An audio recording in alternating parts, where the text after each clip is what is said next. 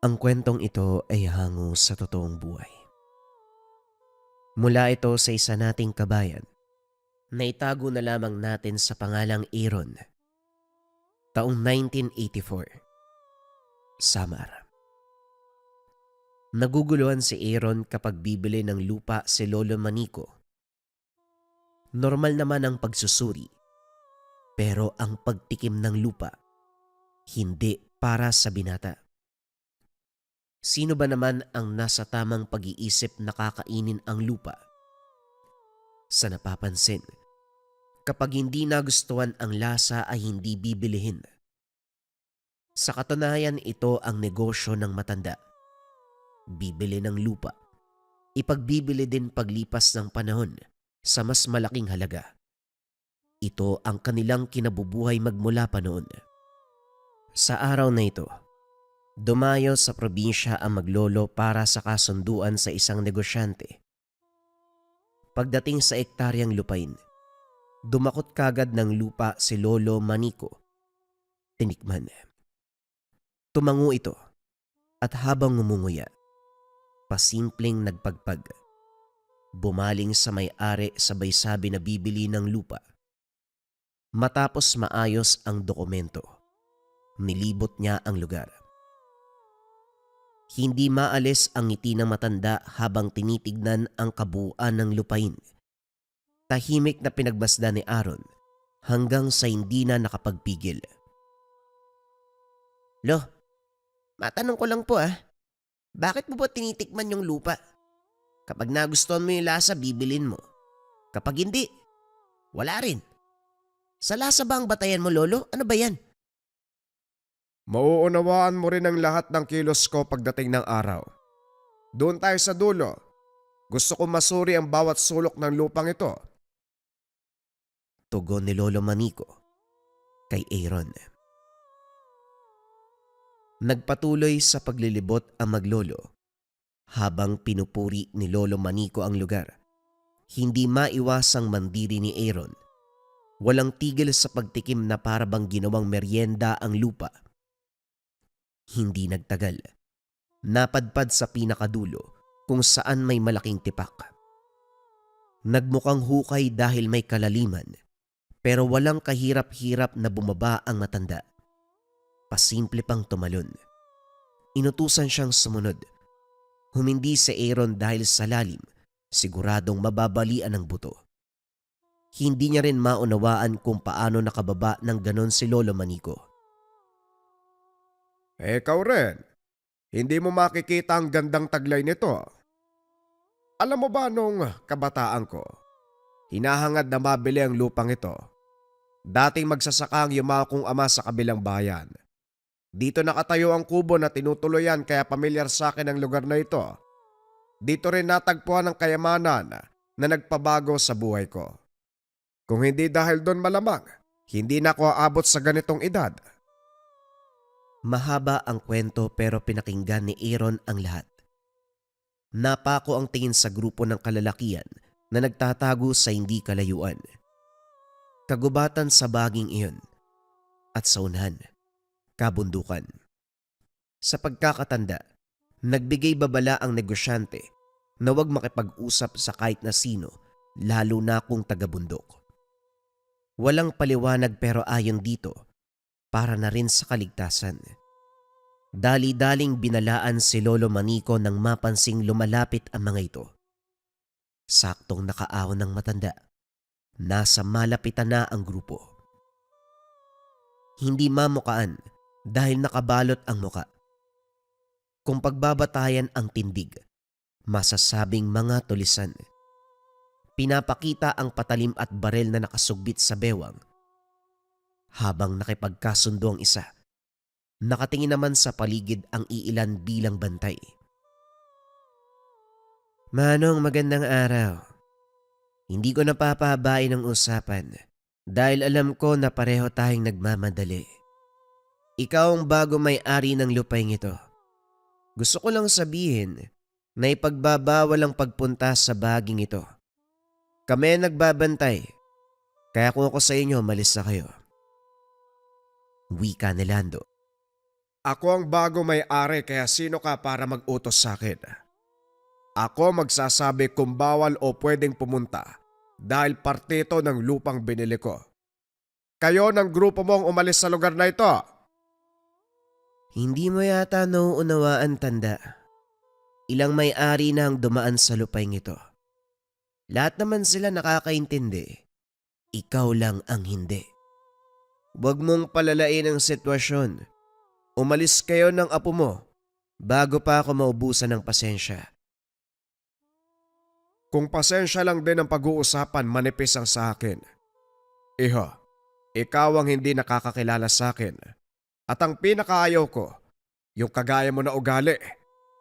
Naku, sinasabi ko, kapag ako hindi nakapagtimpi, uuwi kayo ng bangkay. Napuno ng tawanan ang paligid. Tinuring na biro ng grupo ang bawat salita ni Lolo Manico. Kinukumbinsi na rin ni Aaron na wag nang pumatol. Sa dami ng mga ito, sa lakas nila, walang laban. Kaso patuloy ang pagmamatigas ng matanda. Tanda, wag ka nang magtapang-tapangan. Alam ng lahat kung gaano karupok ang buto mo sa mga tuhod. Isang tulak ko lang mababalian ka. Simple lang naman ang pakiusap ko. Umalis kayo sa bahaging ito. Hindi yan pakiusap. Utos ang ginagawa mo. Sana bago bumuka ang bibig mo, alam mo ang kaibahan ng mga salita, iho. Huling babala ko na ito. Kayong umalis bago lumaki ang gulo. Lumala ang tensyon. Parehong hindi nakapagpigil. Bumunot ng armas ang grupo sabay tutok. Napatanda na lamang ng krus si Aaron. Subalit laking gulat dahil wala ni isa ang pumutok. Maging ang mga ito ay nagtataka sa nangyayari. Naglabas na lamang ng patarim. Pero sa sandaling susugod, isa-isang bumagsak sa hindi malamang dahilan. Bago makabangon, umalis na ang maglolo. Lo, ano pong nangyari sa kanila? Bakit ganun? Hindi pumutok yung baril tapos nung susuguri na sana tayo, bigla na lang silang tumumba. Anong kababalagan yun? Ang sabihin mo, pinoprotektahan tayo ng Diyos laban sa masama. Dapat nga mas malala ang sinapit ng mga yun eh. Ang kagaya nila, hindi dapat nabubuhay sa mundo, perwisyo sila. Sa kabila ng sagot, hindi kumbensido si Aaron. Habang nasa ganong sitwasyon ng grupo, napansin ng binata na bumubuka ang bibig ng matanda na para bang may sinasabi. Hindi nga lang marinig, walang boses na lumalabas. Sa katunayan, hindi ito ang unang beses. May pagkakataon na uhuli itong sumasambit na mga salita na hindi naman maintindihan. Nagre-resulta ng kababalagan sa paligid. Ginagamit ang kakayahan sa hayop at sa tao, lalo na kapag may masamang balak. Sa pamamaraang ding ito nagawang makaligtas sa mga taong humahabol sa kanila noon. Swerteng nalusutan ng lahat ang pagsubok sa taong iyon. Sa oras ng hapunan, natanaw ni Aaron ang grupo. Umaaligid, panay ang tingin sa tahanan. Inakalang hindi magtatagal pero nanatili sa mga sumunod na oras. Tinawag si Lolo Manico para magbigay alam. Sa halip na mabahala dahil tinutukan na sila ng baril, kalmado pa rin ito. Nilawagan ng pagkakabukas ng bintana. Pasimpleng pumwesto. Kumuway pa. Sinita pero ayaw makinig. Kung ipapakita mong natatakot ka, lalaki ang ulo ng mga yan. Lalo lang tayong pagdidiskitahan. Lolo naman ginagawa niyong biro eh. May baril ang mga yan. Isang bala lang. Ikakamatay na. Hindi natapos ni Aaron ang sasabihin ng magpaputok ang mga ito. Basag ang tinamaang salamin. Ginapang ng takot ang binata. Pero panay tawa ang matanda. Hinahamon ng grupo na ubusin ang kargang bala. Sunod-sunod ang putukan. Kung saan-saan tumatama. Ipinagpasalamat na lamang ng binata na wala ni isa sa kanila ang tinamaan. Nang wala nang maiputok, lumapit ang grupo para makipagsagutan. Ang lakas talaga ng kapit mo sa swerte, ano? Tignan mo, naubos ang bala namin pero hindi ka man lang tinamaan. Hindi ko tuloy alam kung may sira ba yung armas namin. O sadyang, nagagawa mong utusan ng hangin para kusang luminis ang bala. May karunungan ka ba, tanda? Karunungan? Anong karunungan? Huwag ka na magpatawa. Nagmamaang-maangan ka pa. Ang ginawa mo kanina at ngayon, hindi nalalayong mula sa mataas sa kaalaman. Ano ba talaga ang sadya mo sa lugar na ito? Parang akong dapat magtanong niya na. Ano ang sadya niyo sa lugar para magbanta ng ganito sa bagong nakabili? Pati yung dating may-ari, takot na takot sa inyo. Kututusin, pipitsuging mga walang magawa sa buhay yan eh. Puro paninindak ang alam. Malakas lang ang bibig nyo pero wala kayong gawa. Ni hindi nyo nga kumapatamaan ng bala. Umahaba ang usapan, tanda. Hindi mo sinagot ang tanong ko. Meron ka bang karunungan? Malalim na ang gabi. Magpahinga na tayo. Maawa ka sa matanda. Kailangan ng sapat na pahinga. Magandang gabi sa inyong lahat. Inasar ni Lolo Manico ang binata. Tinalikuran ng grupo na hindi sinagot ang katanungan. Si Aaron na nakaiga sa kabilang papag. Hindi maalis ang tingin sa matanda. Maimbing ang tulog. Samantalang siya hindi maalis sa isipan ang tanong ng grupo. Bumabagabag hanggang sa sumapit ang umaga. Natagpuan ang matanda sa bahaging may tipak na lupa. Nasa baba ito. Kagad tinawag ang matanda nang mapansin. Naglakas loob si Aaron dahil may hagdan. Napapadali ang pagbaba. Naguguluhan dahil manghang-manga si Lolo Manico. Gayong puro lupa lamang ang nakikita sa loob. Hindi siya nakatagal sa lugar dahil matapang ang amoy. Umahon ang binata at kagad nagsumbong nang makita ang grupo. Nagmamarcha papalapit sa lugar. Walang pagdadalawang isip na sinuntok si Aaron sabay dakip. Hindi nakakyat si Lolo Manico dahil kinuha ang hagdan. Ay tanda, binalaan na kita. Ilang ulit pa pero ang tigas mo eh. Hindi ko na alam kung paano magpapaliwanag sa'yo. Mukhang hindi na ito madadaan sa usapan. Sinaktan niyo ang apo ko. Wala tayong sisihan. Nagulat ang lahat. Walang kahirap-hirap na umakyat si Lolo Manico. Pag-ahon nito, isa-isang tinumba ang grupo hanggang isa na lamang ang natira. Mababakas sa muka ang takot. Bumunot ng baril sabay tutok. Mabilis na bawi ng matanda. Inihagis niya sa malayo. Lando ang pangalan mo, tama. Huling babala ko na ito, iho. Sa susunod na paglapit sa amin, hindi ako magdadalawang isip na patayin ka. Napailing si Aaron habang hinayaang makalis ang grupo. Hinatid lang ito ng tanaw ni Lolo Manico. May laban naman pala, Lolo eh. Dapat pinatay niyo na yung mga yun sa ugali nun. Siguradong babalik sila. Nasa dugo ng mga yun ang kasamaan, walang duda. Mabuti nga kung babalik eh. May tanong ako na gustong makuhaan ng sagot. Wala akong tiwala sa salita kaya huhulihin ko sila sa akto. Iilan lang ang nakakaalam kung anong meron sa lugar na ito. Sigurado ko may nag-utos sa kanila. Kung sino man yon, aalamin ko. Seryoso ang muka ni Lolo Manico, kaya hindi na nag-usisa pa si Aaron. Tahimik na sumunod pabalik ng tahanan. Naabutan ang bisita. Isang matanda, nakaedad din ito. Sa pag-uusap naging kuryoso ang binata. Maraming sinasabi pero napako ang kaisipan sa binanggit na mutya. Hindi lingid sa kaalaman ng tungkol dito. Sa katunayan, bata pa nang marinig ang gamit. Minsan na ring nasaksiyan kung paano gamitin at kung para saan. Isa sa sinasabing antingero ang ama na hindi kailanman nasilayan.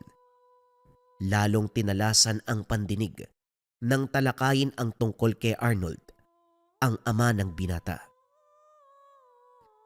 Nabalitaan ko nangyari kay Arnold. Tama ka ng inala. Boy pa siya pero naninirahan sa isang tribo dahil walang maalala. Hindi basta-basta yung huli niyang nakalaban si Casimon, kaya yun ang sinapit ng anak mo. May problema tayo. Inutusan ko ang ilan sa tauhan na dalhin si Arnold pabalik dito kaso may umarang. Ang mismong tribo na tinutuloyan ng kumalaban walang natira sa tao ko. Buhay si Arnold. Nasaan ang tribong yan? Huwag ka mag-alala. Hihingi ako ng tulong kay Bernardo. Marami siyang nasasakupang manunugis. Makikiusap tayo. Sa wakas natagpuan ang aking anak. Ilang dekada na siyang nawawala. Tungkol pala kay Bernardo, masamang balita. Kamakailan ko lang nalaman.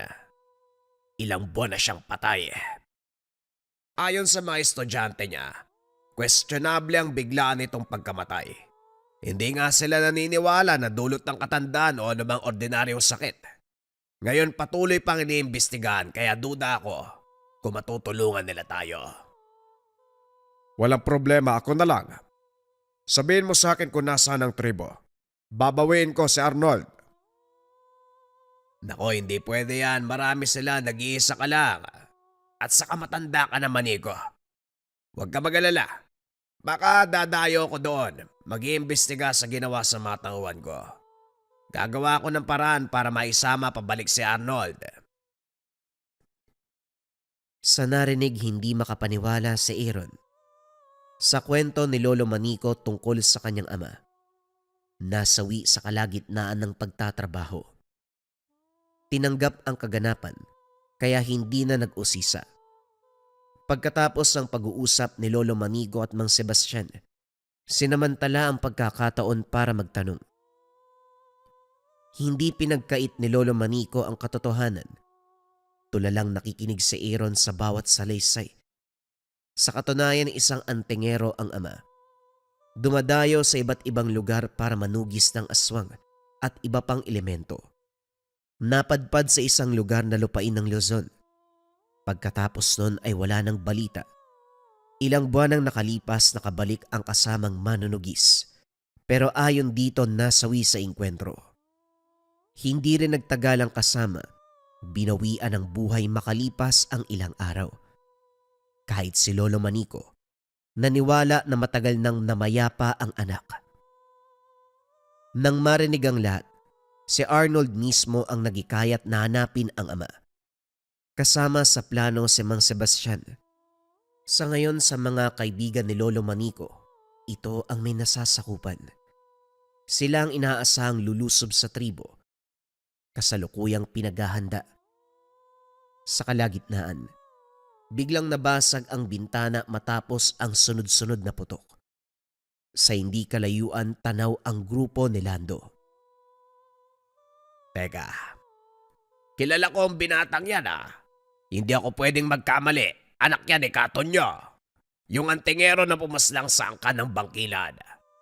Sa pagkakatanda ko, mabait na bata yan Pero bakit parang basagulero na ngayon? May problema ba sa kanila, Manico? Yan ang hindi ko maunawaan Pagdating namin dito, sumugod kaagad ang mga yan. Nagsimula ng gulo. Binalaan ko pero tignan mo ayaw tumigil Duda ko. Binabantayan nila ang tipak doon sa dulo ng lupain.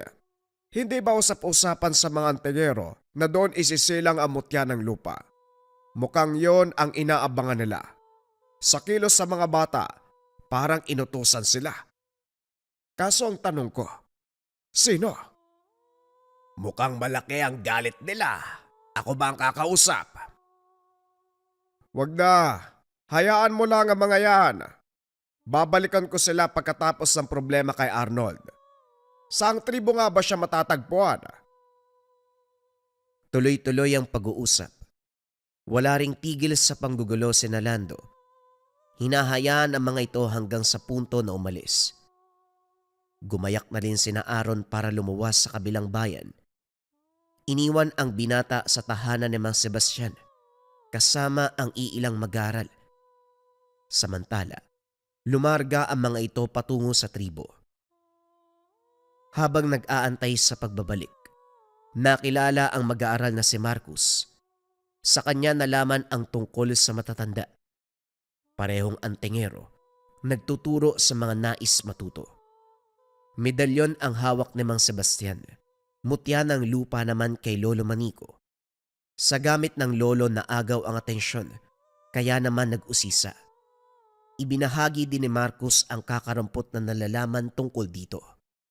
Isa sa bigay na kakayahan ng mutya ay malaman kung pinamamahayan ng elemento ang lupain sa pamamagitan ng pagtikim. Naunawa ang lubos ng binata ang kakaibang kilos nito ni Lolo Manico. Buong akala'y isa lamang itong nakakadiring kilos. Pagsapit ng gabi, habang tulog ang lahat, nilusob ang tahanan ni Mang Sebastian. Hindi makilala ang grupo dahil may takip sa muka. Alisto naman ang lahat ng mag-aaral. Walang pagdadalawang isip na lumaban. Hindi maintindihan ni Aaron ang kaganapan. Bukod sa pisikalan, nagpapalitan ng sambit na mga salitang sila lamang ang nagkakaintindihan. Sa napapansin, dahan-dahang nanghina ang iilan. Hindi may kakaila ang lakas sa mga mag-aaral. Nilupig ang grupo. Nakatakas ang karamihan, pero may nadakip na isa. Laking gulat ng makilala. Walang iba kung hindi si Lando. Si Marcus. Bilang may mataas na katungkulan, siya ang nanguna sa pagtatanong. Iginapos si Lando. Panay tanggi sa mga akusasyon. Ilang ulit tinanong pero tikom ang bibig. Walang nagawa si Marcus kung hindi ikulong ito. Magintay sa pagbabalik ni Mang Sebastian. Matapos ang gabing iyon, nagtipon sa bakuran ang lahat. Abala sa pag-ayos sa mga nasirang kagamitan. Sa kalagitnaan dumating ang sulat mismo kay Mang Sebastian. Inatasan ang lahat na sumunod sa tribo. Gumayak ang lahat. Sumama rin si Aaron. Matapos ang mahabang paglalakbay, nakarating din ng tribo pero hindi doon tumuloy. Lumis ng daanan matapos makilala ang nag-aabang na kasamahan. Dinala sa tahanan kung saan nanunuluyan sila Lolo Manico at Mang Sebastian. Kagad pinag-usapan ang gagawin. Ayon sa pagsasaliksik, hindi sila makatutubo. Ang kanang aswang. Pinaslang ang buong tribo at sila ang pumalit. Matagal na panahon na silang naninirahan. Sa hindi kalayuan may nahukay na mga labi. Siguro, tira ng pambibiktima nila. Ngayon delikado ang buhay ni Harold sa loob. Ano man ang mangyari, ililigtas natin siya. Malaki ang laban natin dahil marami tayo. Parehong maalam sa orasyon.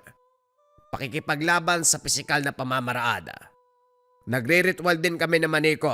Dagdag proteksyon. Gagawin ang paglusob mamaya. Magsipaganda kayo.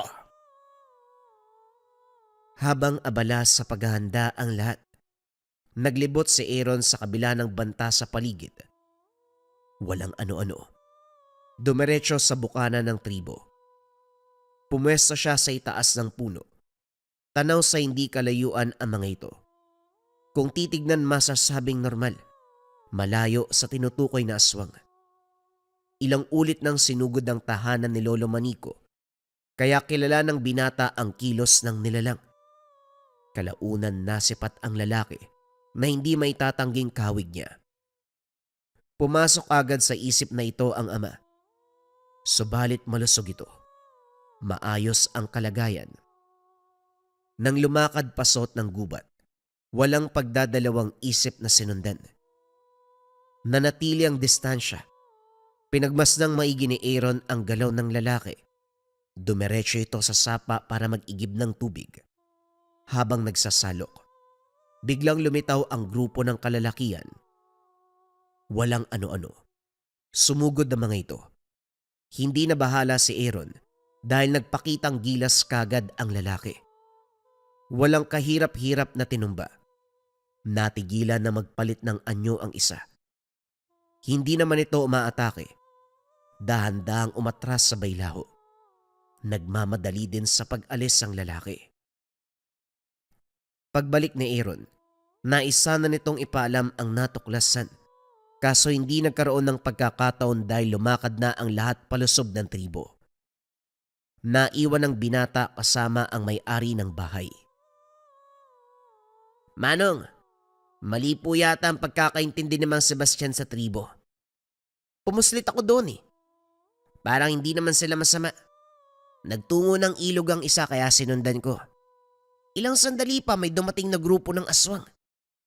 Hindi kaya nagpalit ng impormasyon. Yung grupo ang aswang, hindi ang tribo. Baling ni Aaron sa may-ari ng bahay na si Mang Orlando. Gusto sanang makausap ng binata para malinawan, pero tinigil ang pagdaldal nang mapansin ang reaksyon nito na para bang nahuli sa akto. Nabaling ang atensyon, pinagmasdang maigi ang kilos ng matanda. Nagpaalam ito na magtutungo sa kabilang bahay para maghatid ng pagkain sa kaanak. Nagbitbit naman ng putahe pero halata sa kilos na may tinatago. Palihim na sinundan. Dito nagkaalaman, kausap ng matanda ang isa pang matanda na sa tingin ni Aaron ay aswang. Kulang man sa kaalaman para kilalanin ng husto. Malakas ang kutob na hindi tama ang presensya nito. Nakumpirma nang marinig ang usapan. Hindi ko alam na meron palang apo si Maniko na masyadong mapag-usisa. Natuklasan niya ang katotohanan. Alam niya rin ang tungkol sa grupo.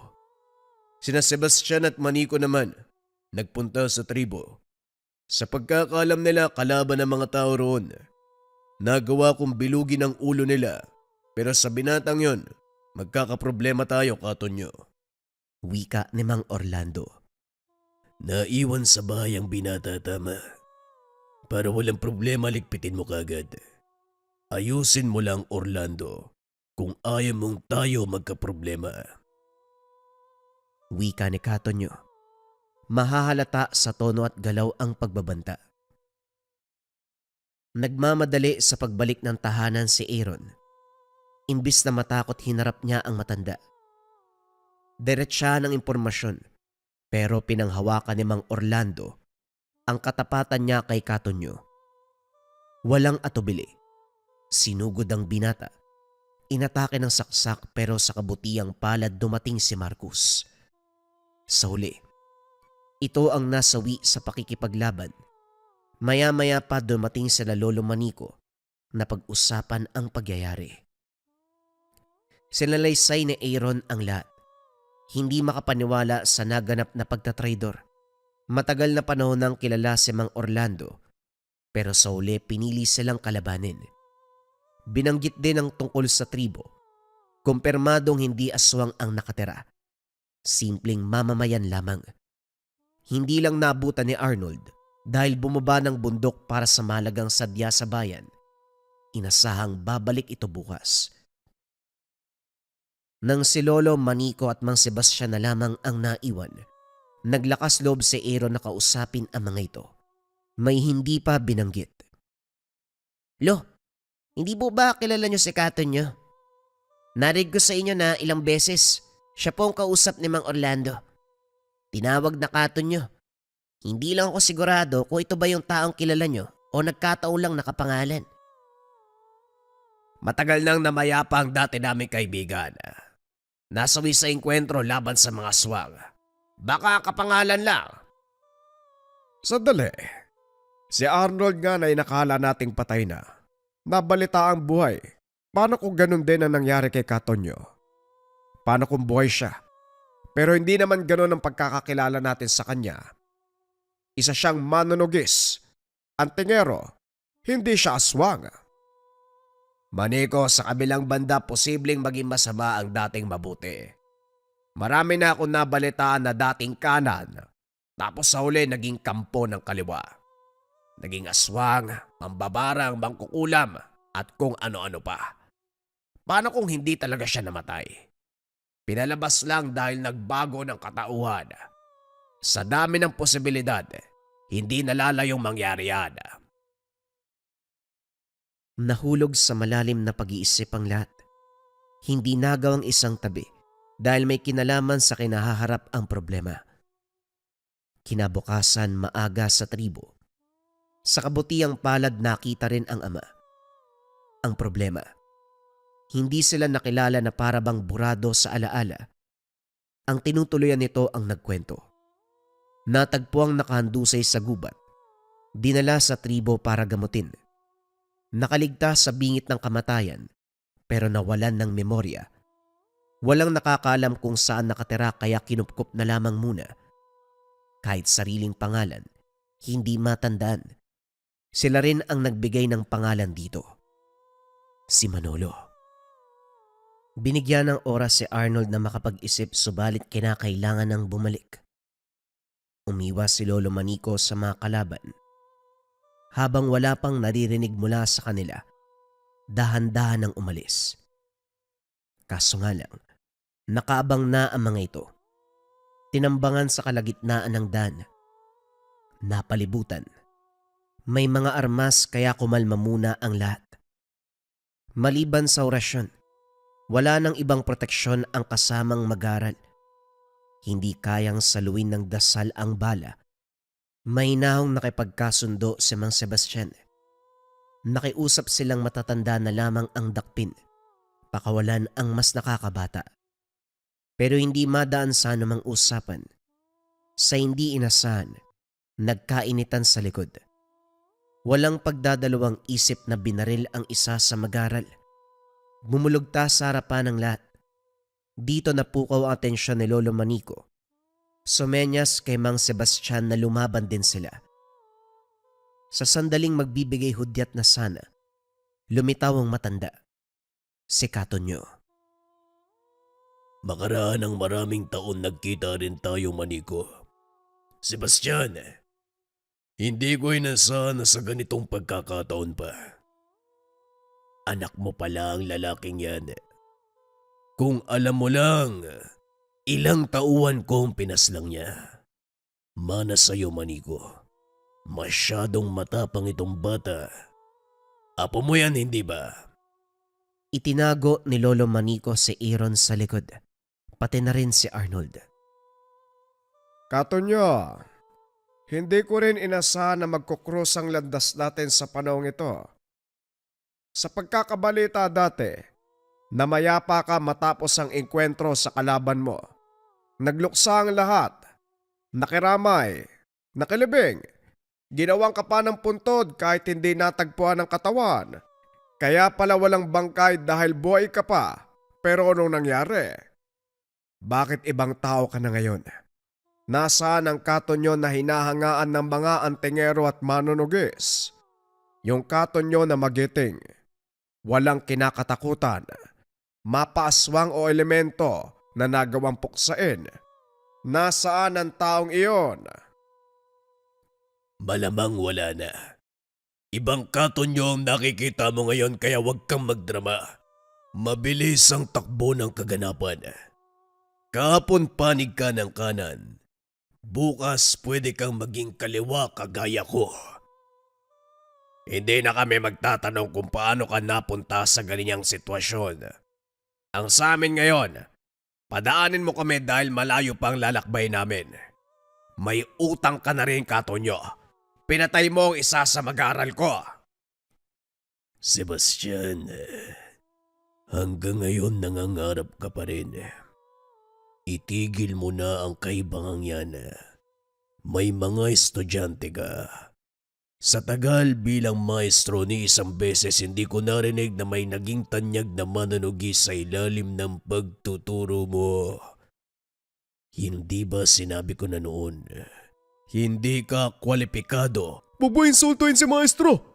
Wala kang karapatan! Dali-daling humakbang sa harapan ni Marco si Mang Sebastian nang magsalita ito. Sinenyasan ang binata na wag nang mangyalam. Tignan mo nga naman. Mas marunong ka pang sumagot kaysa umusal ng orasyon. Sinabi ko sa iyo, Sebastian, walang magandang dulot ang pagtuturo mo. Humahaba na ang usapan. Ano ba talaga ang sadya mo sa amin? Bakit hinarang mo kami sa kalagitnaan ng daan? Walang salita si Katonyo. Pasimple itong naglakad palayo. Iniwang naguguluhan ang lahat. Hindi nagtagal. Kusang kumilos ang mga tauhan nito. Kanya-kanyang pihit ng gatilyo. Mabuti na lamang mabilis si Lolo Manico. Nagawang pigilan. Kagaya ng ginawa nung sumugod ang grupo ni Lando. Sumambit na salita na naging dahilan para umurong ang bala. Si Mang Sebastian naman ngayon ang nagbigay ng hudyat. Gumante ng atake ang mga mag-aral. Nagpakawala ng orasyon para gabayan ang lahat. Sa kabutiang palad, nagawang lampasan ang pagsubok sa daan. Ligtas na nakarating sa paroroonan. Kagad nagluksa sa kasamahan na nasawi. Pagkatapos nito, balik ang atensyon kay Arnold. Umuwi ng tahanan ang maglolo. Walang tigil sa pagbabahagi si Lolo Manico para maalala ang nakaraang buhay.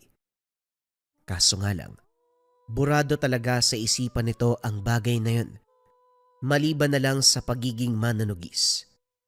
Nakakapit pa rin sa alaala ang tungkol dito. Kahit sa salita at kilos, mahahalata na patuloy pa rin sa tungkulin. Laking tuwa naman ng matanda nang malaman na hawak pa rin ito ang gamit, ang mutya ng lupa. Nang masipat ni Aaron ang gamit, nagtaka dahil mutya ng lupa rin ang gamit ni Lolo Manico, pero magkaiba ang itsura. Sa matanda, parang hinulma ng pabilog gamit ang buhangin. Samantalang sa ama, may halin tulad sa tigang na lupa. Maraming bitak. Nang maiwan silang dalawa, sinamantala ang pagkakataon. Naikwento at napakilala na ako ni Lolo sa inyo pero ulitin ko. Ako si Aaron, anak nyo. Hindi na ako aasa na maaalala mo ko. Ilang buwan pa lang nung pinagbuntis ako tapos sabi ni nanay, wala ka na. Tapos nung pinanganak ako, binawian siya ng buhay. Halos mahabang panahon na nakalipas eh. Si Lolo nga hindi mo maalala eh. Ako pa kaya na hindi mo nasilayan bago ko mawala. Hindi ko matandaan pero ilang ulit ako na naginip na may kinakargang bata. Kamukha mo. Ikaw nga siguro yun. Pasensya na kung hindi kita matandaan ha. Huwag ka mag-alala. Susubukan ko. Tumango si Aaron. Ngumiti na lamang dahil hindi alam ang isasagot. Hindi pa rin makapaniwala na nakasamang muli ang ama na ang buong akala'y matagal nang namayapa. Makikita naman kay Arnold na sinusubukang maalala ang lahat. Panay tanong sa nakaraan. Nakaalalay naman si Lolo Manico sa pagsagot. Isang hapon, naglibot muli sa lupain, dumiretso sa bahaging may tipak. Dito sumagi sa isip ni Arnold ang nakaraan dahil sa eksaktong lokasyon natagpuan ang mutyang tinatangan.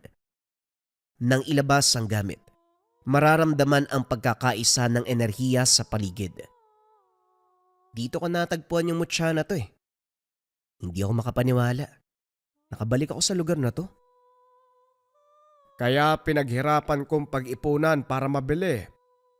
Malaki ang biyayang pinagkalob ng lupang ito sa atin. Diyan sa gamit na binigay sa'yo. Ilang ektarya to kaya malaking halaga ang kinakailangan. Natagalan sa pagbili. Ibig sabihin, Lolo, hindi mo na ipagbibili yung lugar na to? Akala ko kasi, parte pa rin ng negosyo mo, Lolo. Hindi ang lupang ito, Aaron. Hindi natin gagalawin dahil malaki ang naitulong nito sa atin. Ay nako, hindi talaga nadala ang mga batang to. Dumako ang tingin ng lahat sa unan. Nagmarcha palapit ang grupo ni Lando. Nagtataka si Aaron dahil sa pagkakatanda, hinuli ito ni Marcus. Sa pagkakaalala ko, 2 pa lang kayo. Ngayon 3 na. May darating pa ba, tanda? Sandali, kilala kita. Ikaw yung lalaking umatake sa tribo. Hindi magnanakaw ng gamit, pati na rin buhay. Ilang inosente yung pinaslang nyo ng araw na yon. Kayo na mga kasabwat mong tulisan at aswang. Sinugod ni Arnold ang binata. Nagkarambola ang lahat. Sa kabila ng dami ng grupo ni Lando, nagawa pa ring itumba. Sa puntong ito, walang armas kaya mano-mano ang laban. Walang binatbat sa lakas ni Arnold. Sa pagkakataong ito, dumako ang tingin sa unahan. Nakatayo roon si Katonyo. Malaki ang ngiti. May mga titig na nagbabanta. Naging malinaw ang punto nang walang tigil na panggugulo ng grupo. Ayon kay Lolo Manico, sa kabila ng pagiging antingero't manunugis ni Katonyo, meron pang tinatanga na gamit. Naghahangad pa ito ng karagdagan. Kasama sa paglalakbay ang paghahanap ng mutya at iba pang gamit na kayang kumalaban sa anumang kababalagan. Minsan pa'y handang pumaslang ng kapwa antingero, lalo na kapag natipuan ang hawak na gamit. Ilan lamang ang nakakaalam sa ugaling ito ng matanda. Patuloy sa panggugulo ang grupo, pero iilan na lang ang lumulusob. Nagpadala na rin ng tauhan si Mang Sebastian para dagdag sa pagbabantay. Nang hindi makapagpigil si Lolo Manico, harap-harapang kinausap si Katonyo. Kaso lalong lumala ang sitwasyon. Nais itong maangkin ang hawak na mutya ng mag-ama. Ang dalawang mutya ng lupa. Nang masipat ang leeg nito, maraming nakasabit na palawit na kwintas. Hindi ko maintindihan Mula sa pagiging antingero naging aswang ka, tapos nagagawa mong humawak ng mutya. Ilang tao na ba ang napaslang mo para kumuha ng mga gamit? Sa dami ang hirap bilangin. Hindi ka ba nangangawit sa leeg mo? Bigat yan O nga pala, hindi mabigat. Wala namang bisa yan. Kung wala ka sa tungkulin, tatalikod ang gamit kapag naramdaman nito na wala sa kanyang katapatan na nagtatangan. Tama ba, Katonyo? Tumigas ang muka ng matanda. Nanlilisik ang mga mata. Handa ng sumugod. Ang problema nga lang, tirik pa rin ang araw. Huminga ng malalim. Mahinahong tumugon. Inaasar mo lang ako, Manico. Bilang nakakatanda, uunawain kita. Dumaan din ako sa edad mo. Panahong may ganang magmatigas. Mas mabuti pang ibigay mo sa akin ang mutya ng lupa para hindi na kayo masaktan. Bakit mo nga kukunin? Hindi mo naman mapapakinabangan. Ngumiti si Katonyo. Nagtitimpi. Hindi nagtagal ay nagpaalam. Ngayon ko lang siya mukha ang nakaharap. Ilang ulit ko siyang natanaw doon sa tribo. Dumidistansya, kaya walang oras na makausap. Masyado siyang masama. Kapag may nagmamatigas, pinapas lang. Malaki din ang atraso niyan. Nasasakupan niya ang umatake sa akin, kaya hindi ako nakabalik Nagulat ang lahat. Naaalala ni Arnold ang mga kaganapan. Gabi-gabing napapansin ni Aaron na may nagpaparamdam. Biglang may dumapo sa bubong. Mag-iingay. Kakalmutin ng yero na halos gusto nang tanggalin. Alisto sina Lolo Manico at Arnold, pero hindi maabutan ang nilalang. Mabilis itong nakalipad. Ilang gabi nang walang tulog sa pagbabantay. Lumipas sa mga araw, ganun pa rin ang nangyayari. Pero sa pagkakataong ito, isa-isang nawawala ang mga tauang pinadala ni Mang Sebastian. Walang naiwang bakas. Naglalaho na lamang bigla. Hindi masabi na umuwi dahil likas sa mga ito ang magpaalam. Nang suriin ang kabundukan, isa-isang natagpuan. Ang malala ay ginapos sa puno. Kalunos-lunos ang kalagayan. Dinala ang lahat pabalik sa balwarte ni Mang Sebastian para magamot. Manico, hindi na ako makakapayag na wala tayong gagawin. Tignan mo ang ginawa nila sa mag-aral ko. Pinahirapan ng mga bata. Sa ayaw at sa gusto mo. Pupuksain ko ang kasama ng katonyo na yan. Huwag ka magpadalos-dalos. Kailangan nating mag-ingat dahil marami tayong pinoprotektahan. Ako, anak at apo ko. Ikaw naman ang mga mag-aaral mo. Walang nakakaalam kung paano ngayon kumilos si Katonyo. Hindi na siyang kilala natin. Ibang tao na yan. Habang nag-uusap ang matatanda, lingid sa kalaman ng mga ito na kumilos na si Arnold. Hindi nagawang pigilan ni Aaron dahil gusto ng binata na matapos ang kaguluhan. Pinangako ng ama na kung ililihim, sisiguraduhin tatapusin ang lahat. Sa kabilang banda, tanaw ni Arnold ang barong-barong sa masukal na bahagi ng gubat. Dinig na dinig ang halakhak ni Katonyo kasama ang nasasakupang aswang. Makalipas ang ilang sandali, bumaling sa anak si Lando. Walang pagdadalawang isip na pinagbuhatan ng kamay. Nagkasagutan pero nanaig ang kasamaan ng matanda. Sa harapan ng lahat pinaslang ang binata. Kinain nito ang laman at dugo. Tinakot ang nasasakupan, nasasapitin ng sino man ang nangyari sa oras na kakalaban. Bago matapos ang drama nito, sumingit si Arnold. Mawalang galang na po. Hindi ako naligaw o kung ano man. Gusto lang talaga kita makausap. Ikaw yung tanda. Pasimpleng tinuro ng bitbit na itak si Katonyo. Mabuti naman at nandito ka. Ibaba mong itak. Hindi natin kailangan yan. Maupo ka. Uminom at kumain. Nariyan ang lahat sa lamesa. Sigurado naman nandito ka para makipag-usap ng tama. Nakapag-isip ka na ba?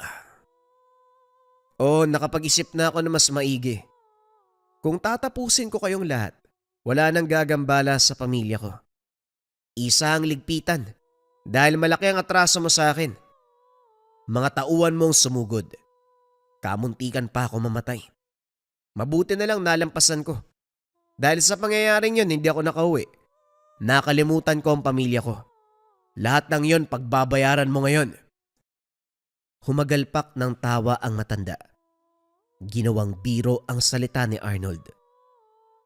Sa kilos nito, kampanteng-kampante dahil nag-iisa lang ang binata at marami sila. Isa pa, kamuntikang masawi sa nakaraang inkwentro si Arnold sa mga kamay ng tauhan nito, kaya dumagdag sa kumpiyansa na mananalo. Sinubukan muli si Katonyo. Kinumbinse na ibigay na lamang ang mutya para wala ng gulo. Ngunit buo ang desisyon ni Arnold. Tatapusin ang grupo. Nang sumugod ang mga ito alisto sa pagkilos, sinasabayan ang galaw, isa-isang tinutumba. Bawat latay ng patalim may aswang na napupuksa. Hindi naglaon si Katonyo na lamang ang natira. Makikita sa mukha ng matanda ang takot. Dahan-dahan pa itong umatras. Sinubukang magbitiw ng orasyon. Pero dahil binalot ng kasamaan ng pagkatao, wala nang bisa ang natutunan mula sa kanan. Para na lamang siyang nagbubuga ng hangin sa tuwing magsasalita. Nang mapagtanto kung gaano kadelikado ang sitwasyon, nagpa siya na ilantad ang tunay na anyo. Nagpalit bilang aswang. Walang pagdadalawang isip na sumugod. Kalmot ng kalmot. Sumusubok na lumapit kay Arnold, pero dahil sa bisa ng tangan ay hindi magawa. Kahit ang kalmot hindi nakakaabot. Gusto pang yang gawin sa pamamagitan ng laway, pero lahat ng ito ay palpak. Nang makabuelo walang pinatawad. Hinagupit ng taga na parang nagkakatay lang ng karne. Pinong-pino ang pagkakatadtad. Pagkatapos, binaon ang parte sa magkabilang dulo ng bundok. Nagyayabang ka pa. Ang dali mo lang palang patayin. Kung dati walang katuturan ng balita na patay ka na, ngayon totoo na yan. Patuloy ka sanang usigin ang konsensya mo sa kabilang buhay. Marami ng pinaslang na inosente. Dati ka pa naman sanang manunugis. Nakainga si Aaron nang matanaw ang ama. Halos mahimatay sa pagsisinungaling. Panay tanong si Lolo Manico kung nasaan ito. Nagdadaylan ng binata na nagbitiw ng pangako sa ama. Tay, nagawa mo na ba? Kanina pa nagtatanong si Lolo tungkol sa iyo eh. Wala akong sinabi eh.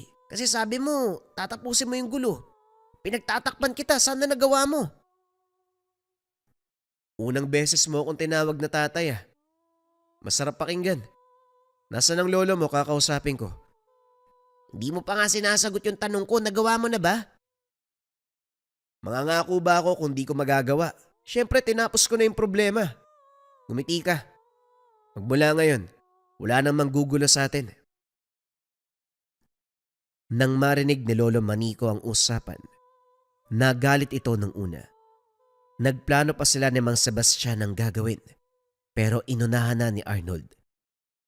Inunawa na lang din. Ang mahalaga, tinalo ang kasamaan ni Katonyo. Sa ganung paraan natapos ang problema. Tuwang-tuwa si Lolo Manico dahil kahit ilang taong nawala si Arnold, nakabalik siya. Swerteng hindi nakalimutan ang buhay bilang manunugis. Nagawang gampanan ng tungkulin. Sa kabilang banda, unti-unting tinuruan ni Arnold si Aaron. Nasaksiyan ng binata kung paano gumana ang mutya. Nagkukulay pula ang bitak. Umiilaw kapag naglalabas ng bisa. Sinasama ito sa aktwal na panunugis. Namamangha sa kabila ng kababalagang nangyayari. Dasal, orasyon, ritual. Pinakita lahat kung paano gawin at para saan. Matyagang minulat, kaso malayo ang interes ng binata sa ganitong bagay. Magalang na tumanggi si Aaron. Inunahan na ang ama. Matapos maramdaman na gusto siyang ipasok sa tungkulin, sinubukan naman ng binata. Pero kahit anong gawin, malayo sa isipan niya ito. Hindi rin nais na magpanggap dahil alam ni Aaron na walang magandang dulot ang pagsisinungaling. Tinanggap naman ng ama ang rason niya. Hindi na siya pinilit pa. Humantong sa punto, isa-isa nang namaalam ang mga mahal sa buhay. Nauna si Lolo Manico buhat ng katandaan. Sumunod naman si Arnold. Makaraan ang ilang taon. Naiwan siya sa lupaing binili. Nakasanayang tumambay sa may tipak. Pinagawa para maging kaaya-aya ang pagpapahinga. Sa mga panahong ito, hawak pa rin ng binata ang mutya ng lupa na dating pagmamay-ari ng lolo at ama. Hindi man tuluyang tinanggap ang lakas ng tangan, pero alam niya sa kanyang sarili, ito ang nagbibigay ng proteksyon sa kanya. Ito ang nagbibigay ng walang hanggang swerte. Anumang oras na nais niyang gamitin, siguradong ililigtas siya ng kapangyarihan ng tangan. Siguradong muling magiging aktibo ang isang malakas na tangan na ginamit ng kanyang lolo at ama na mas kilala sa katawagan na mutya ng lupa.